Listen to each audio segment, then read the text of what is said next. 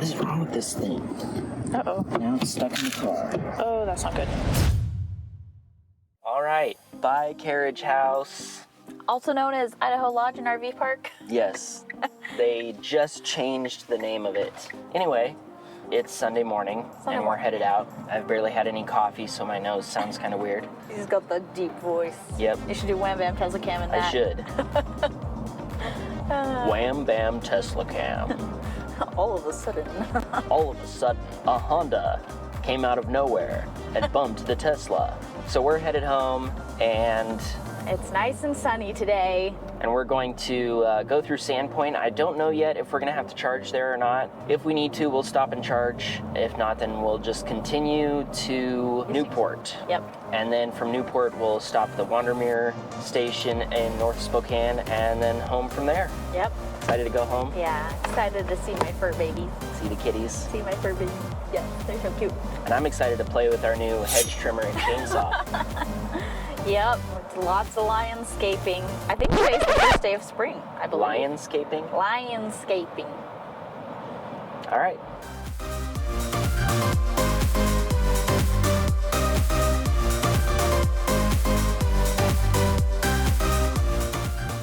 All right, so we were just gonna drive right through Sandpoint to Newport, and then we were driving right by the charging station and noticed that there was nobody here and figured, you know what, we might as well stop and pick up some juice. So we're gonna stop and charge for a few minutes, use the bathroom while we're here, and then take off again.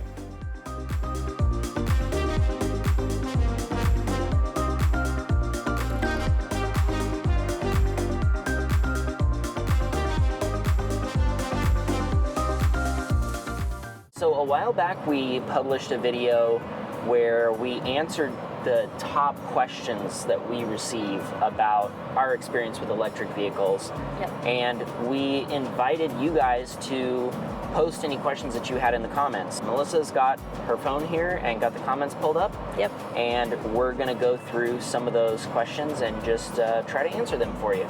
And we apologize about the delay. These are 3-month-old questions. There is a delay between when we shoot things and when we edit and publish the videos. Exactly. But we'll get to questions when we can. No Punked has a couple questions. First one is, which app do you use for planning your trips? So the app that I primarily use is a Better Route Planner. You can go in there and you can put exactly which vehicle you have and all the different things about it, like how much extra weight you're carrying or how cold it's going to be outside, all these different things, and it'll tell you exactly where you need to stop and exactly how long you're going to have to stop, but it'll try to make your trip as short as possible. It's really good at that, and it's been very accurate. We're using it right now. I have it running on my phone. I also use PlugShare to check ahead of time and just make sure that the stations we're planning on using are actually functioning well and still there and still working. Second question is, where do you charge at home? At a normal outlet, or do you have a wall box? All electric vehicles can charge off of a standard outlet, and our EVs both have a little charging cable that came with them that plug into a standard outlet, but we've gone ahead and installed two 240 volt 50 amp receptacles. Technically that's level 2 charging. It's just a lot faster, which means it's more convenient. If I get home after work and then we're gonna have more errands or something to run later, it's much better to not have to wait as long before we're able to take the car and go do something else with it. Then their last question is, what's your experience with free charging stations? Can you trust that they are working? I would say if you're using PlugShare, usually you have a little bit better of an idea if they are working, because you can check in of like when the last person checked in, and sometimes they leave reviews. Most likely it's going to be working if it's been in the last week or two. We've had some trouble with one of them that's not very popular that we had in a previous video where the charging wasn't working, but we got it working thankfully. But they usually work pretty good, and I don't think we've had any other trouble, but we always check and make sure. And then if there is one that's a little iffy, or you're not quite sure if you're going to be stranded, you might want to plan your trip accordingly to have a backup in case something is not working. We always leave ourselves some safety margins so that if we get to a station and it's not working, we have enough to make it to a different station, Yeah. or try to find some outlet somewhere that we can plug into. There aren't a lot of public charging stations right now, but there will be in the future. There's more and more all the time, but it's a good idea to know where your backup options are. And one final question, which we've gotten from multiple people, multiple different platforms, is when are we getting a Tesla?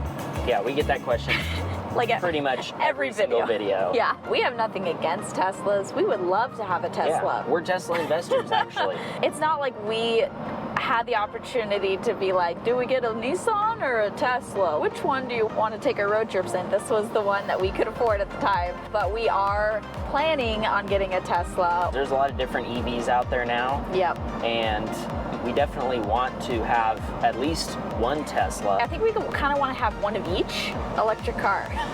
Yeah, have a big collection. Hashtag goals. We would love to have a Tesla and be able to use that for trips. Trips would definitely be a lot faster. We'd have fewer stops. We'd be able to use the supercharger network, which would be awesome. We would be able to go a lot further, which would be cool to go to some places, because I really want to go like over to Wenatchee. We could do it, just not in a 3-day period, I don't think. We'll get there. But if you would like to buy us a Tesla, we will totally let you do that. Support us on Patreon. Support us on Patreon, please. Comment below if you have any other questions that you want us to answer. Yep. We'll try to get to them a little bit sooner. If you have other questions about electric vehicles, about taking road trips in EVs, stuff like that, definitely comment below.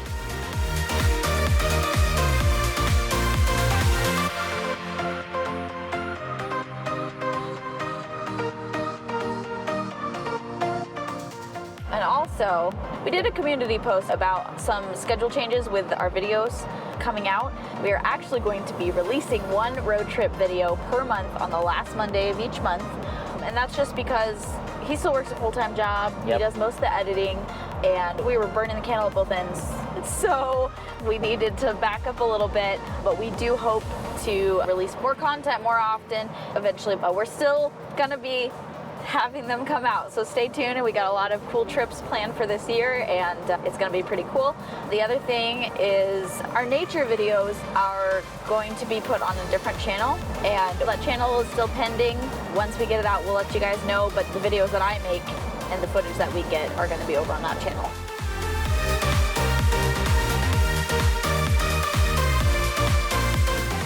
Just want to say that we are super grateful to all of our Patreon supporters. Our channel's not monetized. We have not made a single penny from YouTube this whole time. Yep.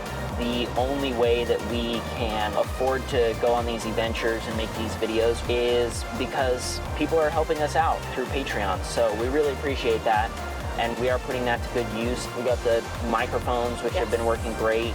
We're working now on getting the preview screen for the wildlife camera, so that support is appreciated and it really helps us out. And thank you for just watching our videos. If you can't support at this time, we just appreciate that support and engagement.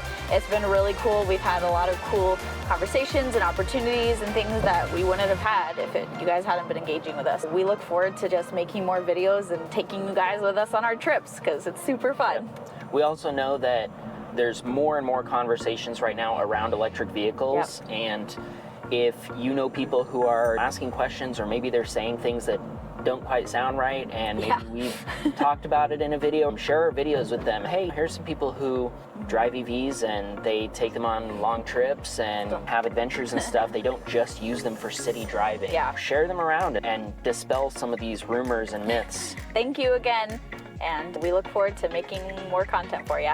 Yep.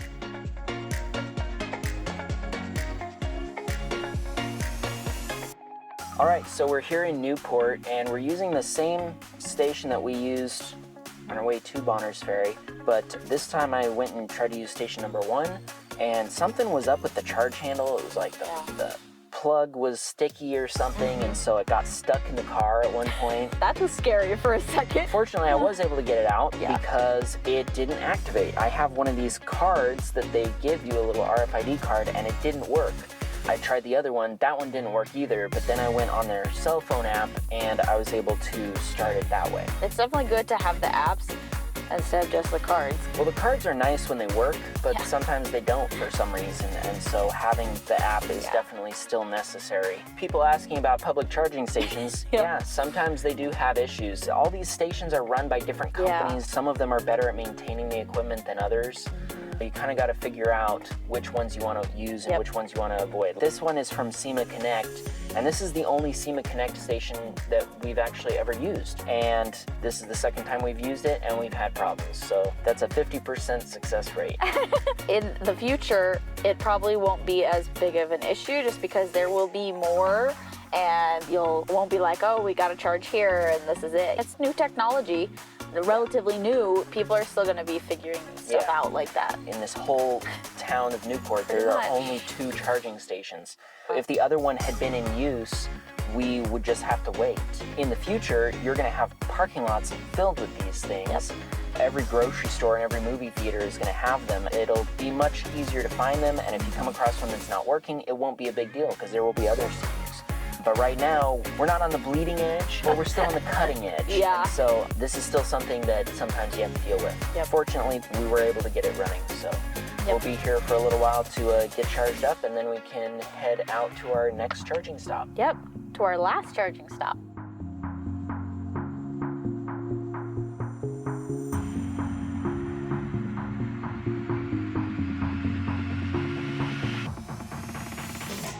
That was a longer charging stop. We watched our church live stream, and then we went and got some food after church, and then it was done. But yes, it was a slower charger, so it took a little longer. But that's okay. Between watching our church live stream and then going to a restaurant and eating, did we spend that much time at the charger waiting around? No. Not that much. No. When we were on our way through here a couple days ago, we would have spent about the same amount of time here if we were buying gas, because we would have had to stop to do those other things anyway. And now we're headed back to Spokane. Yep, second to last leg of the journey. We're gonna stop at that fast charger for a few minutes in North Spokane, and then from there just head home. Yep.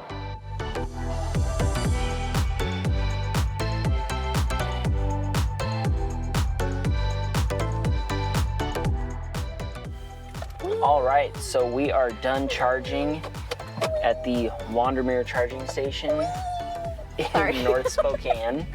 We came over here and plugged in, and then we only needed to be here for 15 minutes, but we ran into Fred Meyer here, and before I was even done using the bathroom, we already had enough power to leave and go home. And then by the time we finished with her walking around looking at all the gardening and everything, the car was actually at 98% fully charged, which was way more than we needed. We only needed like 43% or something to make it home. But this one charged so much faster than the other ones because it's a different level of a charger. This is a fast charger, and this is the kind that we need to have a lot more of, but they're also a lot more expensive. They generally are not installed in a lot of cases, like at businesses or apartment complexes, stuff like that. Because they're so fast and you're paying for convenience, they're also more expensive for the consumer. Nothing like gas prices right still now, way cheaper obviously, than gas. but not free like some of the other ones that are a little slower. All the other stations that we used on this trip were free because they were slower stations. But if you're not on a leisurely trip, paying a little bit more to be able to charge faster would probably be worth it. And there were a couple of free slower charging stations right next to the high-speed one that we used. So it's not like you have to be wealthy in order to afford that station. You gotta be wealthy to have a gas car. Yeah, at this point, now. it would cost us way more money to be driving gas cars than it does to drive electric cars, even though the gas car that we replaced with this one was paid off, and this one is financed. Our car payment on this car comes in way less than the gas bill for the car that I used to drive to work every day. Yep, it's true. Now it's the final leg of the trip, and we're excited to be home. Always the third day, we're a little bit tired. It's so much fun traveling, but there's no place like home. Yep, we're looking forward to getting home and getting to relax some. Yep. All right, see you there.